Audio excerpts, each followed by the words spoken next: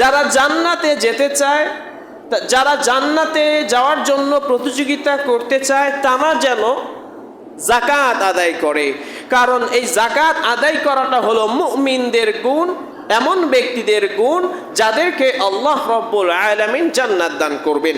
যেমনটি কোরআনে এসেছে, ইন্নাল মুত্তাকিনা ফি জান্নাতিন ওয়া উয়ুন, মুত্তাকিনরা থাকবে জান্নাতে। মুত্তাকিনদের কি কি বৈশিষ্ট্য হবে? কানু কালিলাম মিনাল লাইলি মা ইয়াহজাউন, তারা রাতের কিছু অংশ বিছানা ত্যাগ করবে।